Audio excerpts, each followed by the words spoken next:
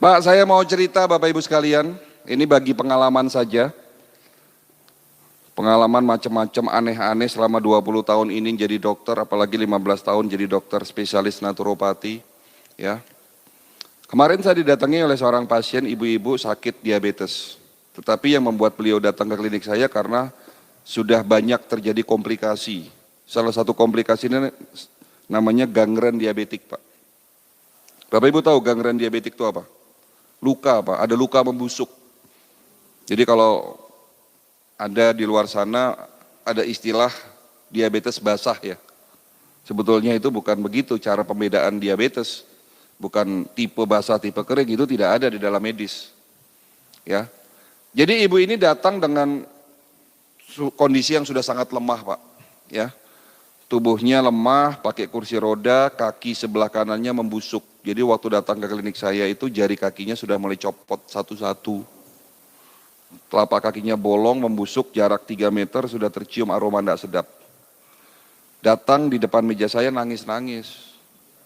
Dok, saya sudah pasrah. Sebentar lagi kaki saya mau diamputasi. Tapi terakhir saya minta tolong sama dokter. Apakah ada cara supaya kaki saya sembuh tanpa harus diamputasi? 8 bulan terakhir ini saya menderita dok, tidak bisa tidur. Ini menjelang malam itu cekot-cekot rasa kaki saya. Kaki saya ini sudah nggak bisa, Bapak bisa bayangkan lah. Kalau kita ketusuk duri aja sakitnya kayak gimana. Nah ini lukanya menganga Pak. Ya. Padahal sudah berobat dan sakit diabetesnya sudah 10 tahun. Dan ibu ini rutin minum obat. Saya enggak pernah minum obat selama 10 tahun, tetapi kenapa dok? 1 tahun, 2 tahun terakhir ini tubuh saya semakin melemah,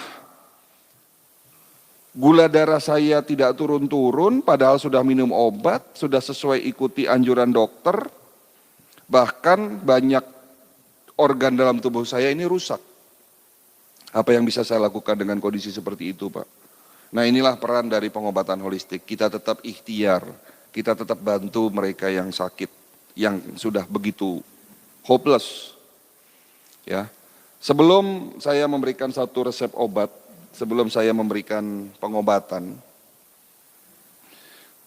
prosedur protap di klinik kami, kita harus melakukan medical check up. Tetapi berbeda dengan medical check up yang ada di rumah sakit Bapak Ibu sekalian. Medical check up di klinik kami dengan konsep holistik. Dengan alat-alat yang ada di dalam bidang kedokteran holistik. Alat ini saya temukan waktu kami masih belajar di Beijing. Nama alatnya Human Resonance Magnetic Analyzer. Sebuah alat untuk memeriksa fungsi organ lewat gelombang energi. Alat ini saya bilang cukup canggih Pak. Ya, hanya 10 menit dapat mendeteksi 250 parameter pemeriksaan. Itu kalau di print semua 30 lembar Pak.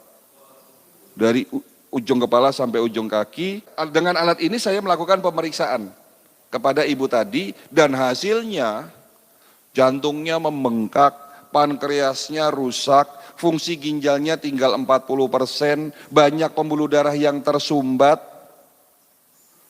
radikal bebasnya sangat tinggi. Jadi salah satu kelebihan dari alat ini mampu mendeteksi adanya radikal bebas. Ya. Dan ini semua terjadi akibat apa? Akibat gaya hidup beliau yang salah. Apa itu? Ada 3 yang saya simpulkan salah. Pertama, beliau suka tidur larut malam.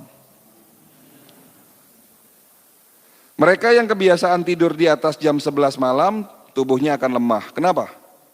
Karena jam 11 sampai dengan jam 1 malam, di saat kita tidur pulas, ada bagian tubuh, ada organ tubuh yang namanya liver, hati, itu melakukan bersih-bersih Pak, detox istilahnya.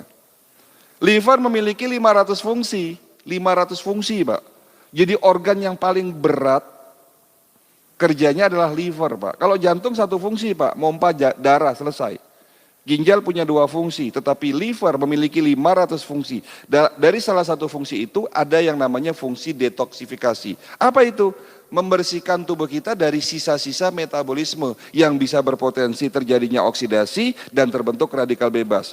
Kapan waktunya liver bersih-bersih? Jam 11 sampai dengan jam 1 malam di saat tidur pulas. Nah, kalau Bapak Ibu pada jam itu tidak tidur, apa yang terjadi? Liver tidak bisa melakukan tugasnya bersih-bersih, pada akhirnya metabolismenya terganggu. Karena apa? Karena terjadinya oksidasi yang tidak dapat dinetralisir oleh tubuhnya. Jadi karena gaya hidupnya ini salah, sering tidur larut malam, ya lama-lama radikal bebas terbentuk. Gaya hidup kedua yang beliau akui salah, beliau suka makan malam.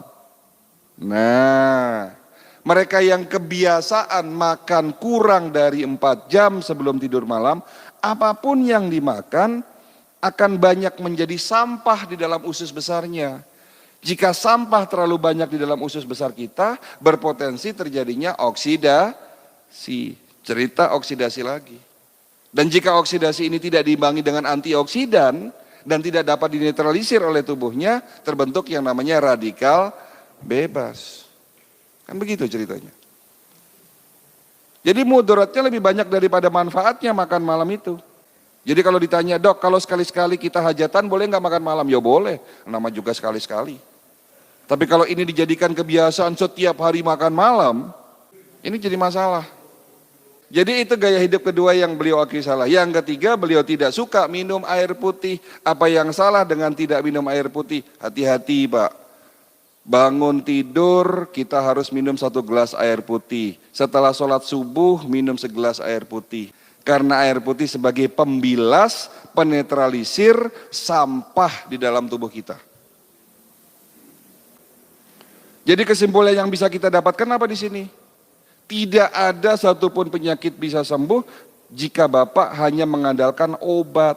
Karena sesungguhnya kita sakit akibat gaya hidup kita yang salah. Berarti langkah pertama, step pertama sebelum tanya obat, sebelum Bapak minum obat, ya rubah dulu gaya hidup yang salah.